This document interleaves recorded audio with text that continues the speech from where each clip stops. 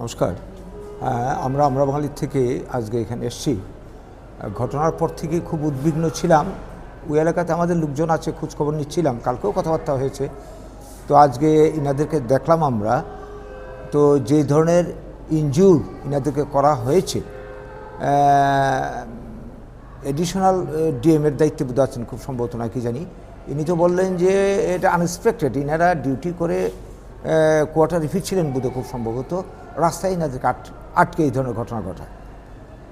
তো যেভাবে আঘাত করা হয়েছে, মারাও যেতে পারতেন। একজনকে অবস্থা তো দেখলাম খুবই শোচনীয়, মাথায় আঘাত হয়েছে, সারা শরীর আঘাত, সবের আঘাত হয়েছে, ইঞ্জিনিয়ার। তো এই যে ঘটনা, এটা তো আনএক্সপেক্টেড ঘটনা। বনকে কেন্দ্র করে আগাম ঘোষণা দিয়ে প্রশাসন, সরকার বন্ধের বিরোধিতা করেছে। এমত অবস্থায় কী করে এই ধরনের ঘটনা ঘটতে পারে, এটা আমরা বুঝে উঠতে পারি না।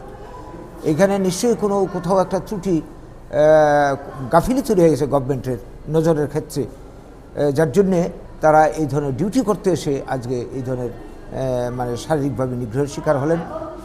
তো এবং যতটা আমরা জানতে পারলাম যে বাঙালি চেহারা দেখে এরা আরও বেশি উগ্র হয়ে গেছে। তো এই যে বিষয়টা আজকে বিশেষ করে বর্তমানে যারা বন্ধের আহ্বানকারী নামে সিভিল সোসাইটি হলো, আমরা জানি পেছনে প্রচ্ছন্নভাবে মথার মদত রয়েছে এবং তাদের সঙ্গে বর্তমান সরকারের মানে কি বলবো, একসঙ্গে বসে এরা মন্ত্রিসভায় কাজ করছে। তো কাজে একটা সহযোগী দল হয়ে এইভাবে কাজ করবে, এটা তো কোনোভাবেই কেউ মেনে নিতে পারে না। আমরা এই ধরনের ঘটনাকে নিন্দা জানাই, ধিক্কার জানাই এবং যারা আহত হয়েছে তাদের পুরা চিকিৎসা যাতে কমপ্লিট না হওয়া পর্যন্ত গভর্নমেন্ট পাশে থাকে অবশ্যই দেখবেন। আরেকজন কথা শুনলাম, চোখের খুব আঘাত হয়েছে। ইনারা তো গভর্নমেন্টের সার্ভিস করছেন, উনি সাধারণ ব্যবসায়ী। তো তার প্রতি যতটা খবর আমরা পেলাম, সেইভাবে যত্ন না হওয়াতে তিনি হতাশ হয়ে হাসপাতাল ছেড়ে চলে গেছেন, হয়তো বেসরকারি চিকিৎসাতে আছেন।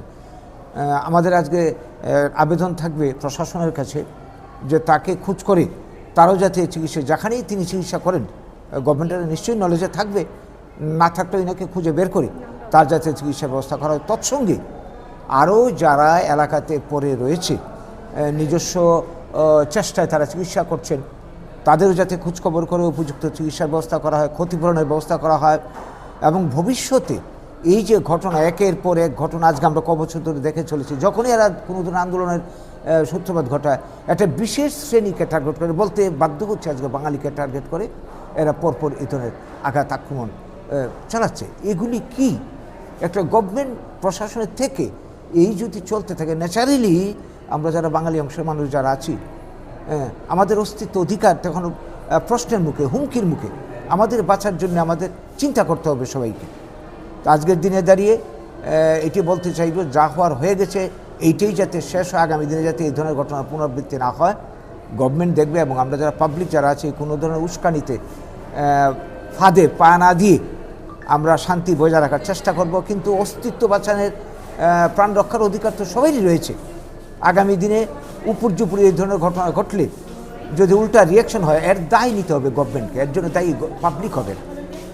এই কথাই বলবো। আরেকটা প্রশ্ন আমি যেটা হ্যাঁ বলছি।